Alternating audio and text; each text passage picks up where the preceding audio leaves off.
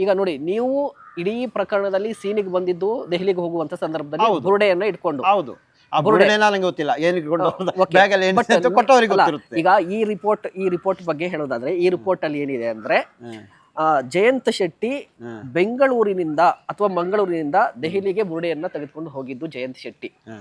ಯಾರ ಜೊತೆ ಅಂತ ಹೇಳಿದ್ರೆ, ಚಿನ್ನಯ್ಯ ಇದ್ರು, ಸುಜಾತಾ ಭಟ್ ಇದ್ರು, ಗಿರೀಶ್ ಮಟ್ಟಣ್ಣನವರು ಇದ್ರು. ಜಯಂತ್ ಶೆಟ್ಟಿ ಬುರುಡೆಯನ್ನ ತೆಗೆದುಕೊಂಡು ಹೋಗಿದ್ದು. ಓಕೆನಾ?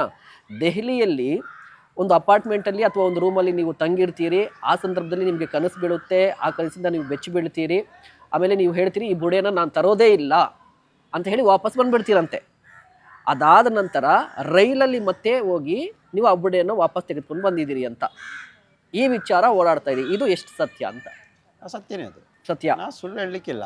ಅದ್ರ ಬ್ಯಾಗಲ್ಲಿ ಅವ್ರ ಮೆಟೀರಿಯಲ್ ಏನಂತ ನಂಗೆ ಗೊತ್ತಿಲ್ಲ, ನಾನು ನೋಡಿಲ್ಲ, ಗೊತ್ತಿಲ್ಲ.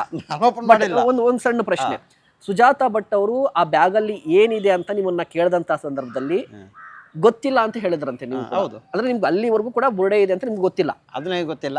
ಬ್ಯಾಗ್ ಕೊಟ್ಟಿದ್ದಾರೆ, ಒಂದು ಸಾರಿ ನೋಡಿದೀನಿ ಸರ್, ಫೋಟೋ ತೆಗೆದಿದ್ದೀವಿ, ಕಳಿಸಿದೀವಿ, ಅದು ಬೇರೆ ವಿಷಯ.